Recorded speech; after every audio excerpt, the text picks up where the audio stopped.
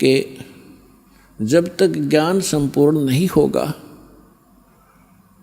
तो आप इस भक्ति मार्ग पर चल नहीं सकते। तो परमात्मा ने दया बख्शी है, जैसे पूरी सृष्टि नाम लेवेगी। अब दीक्षा कैसे लेगी?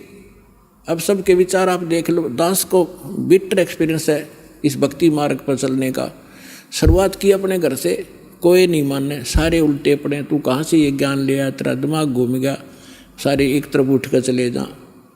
फिर कोई रिश्तेदार आ जाए, उससे बताने लगूँ, क्योंकि ज्ञान ऐसा है ना जाने कितना बता दूँ। फिर नो कहने लगे भाई वो तो पागल हो लिया रामपाल, तो उड़ जाइयो ना, बैठ जा 2 घंटे उठने देता ना।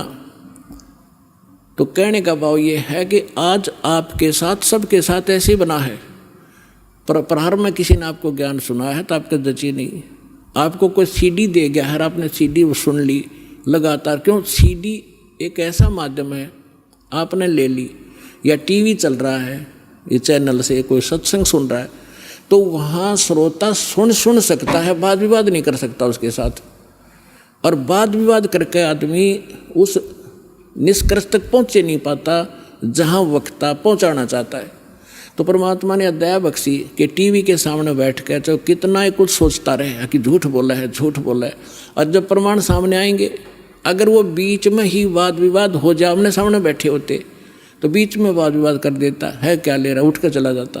फिर उसने उसमें देखते देखते देखते सारे प्रमाण मिल गए, तो जो उसके अंदर डाउट थे वो समाप्त हुए।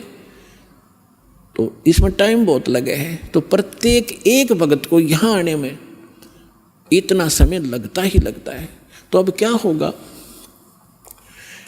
अब ये जैसे आप देख रहे हो, एक भक्त अपना अनुभव बता रहा था, पिछले सत्संग में आपको सुनाया था कि हम यहाँ से राजस्थान के भक्त आते हैं, यहाँ हिसार से एक ट्रेन चलती है, यहाँ खाली होती है, यहीं से स्टार्ट होती है, तो हम 2-2.5 हज़ार भक्त उसमें बैठ जाते हैं सुबह सुबह जाके हिसार से जोधपुर वाली में। और कोई नित्यनेम कर रहा है, कोई मोबाइल से मंत्र सुन रहा है, कोई आरती अपना कोई और शब्द सुन रहा है, चर्चा माले की चल रही होती है। तो वहाँ जितने यात्री उसमें बैठे होंगे अन्य भी, उनके ऊपर भी परमात्मा की वाणी प्रभाव डालेगी। बेशक उनको कोई समझ में नहीं आ रहा आरती या नमो नमो सतपुरुष को शुरू में तो किसी के बिना पल्ला पड़ती हो के बोल रहा है, लेकिन वो अपना काम पूरा कर रही होती है, उसको प्रभावित कर रही है आसपास के क्षेत्र में। इवन चींटी, पक्षी, पशु, गांव घर के जो पशु हैं उन पर भी प्रभाव पड़ेगा।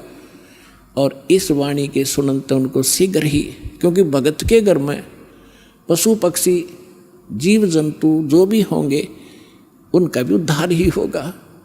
तो इस वाणी में इतनी शक्ति है, परमात्मा की वाणी के अंदर इतना अफेक्ट है कि इस आत्मा के बहुत से पाप ऐसे होते हैं जो ज्ञान यज्ञ से कटते हैं, और फिर उसके अंदर एक विशेष प्रेरणा बनती है भगवान की तरफ से। कैसा है नास्तिक को? अब नास्तिक कैसे है? जैसे ये आत्मा पाप कर्मों से मूर्छित पड़ी है। अब जैसे किसी को सर्प डस जाता था,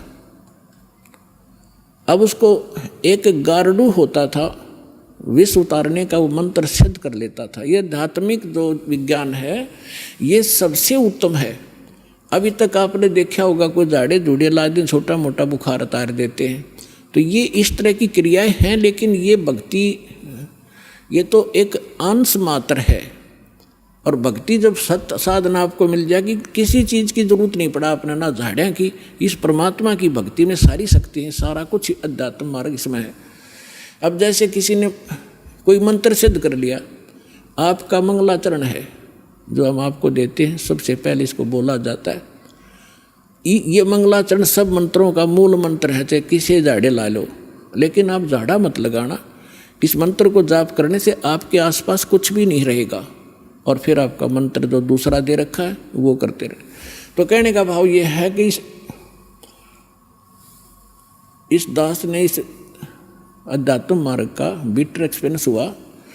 और पहले परमात्मा ने सन 1988 से 1994 तक 6-7 वर्ष इन सभी संतों महंतों महात्माओं की जानकारी दिवाई, इनके सत्संग सुना, इनकी क्रियाएं देखी।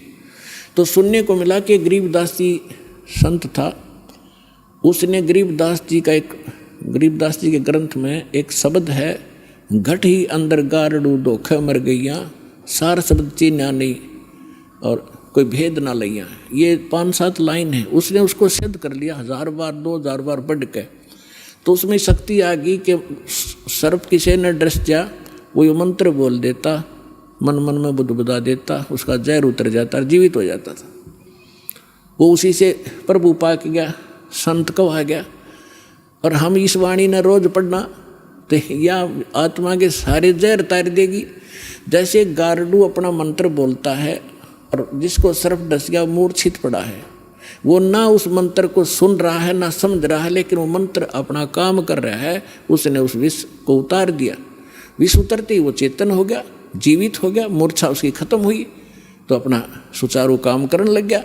इसी प्रकार आपकी सभी की आत्माएं इस अज्ञानता से और इस पाप कर्मों के विष से अचेत होगी है। जो मूल काम था उसने भूल कर और कुछ कर रहे हैं।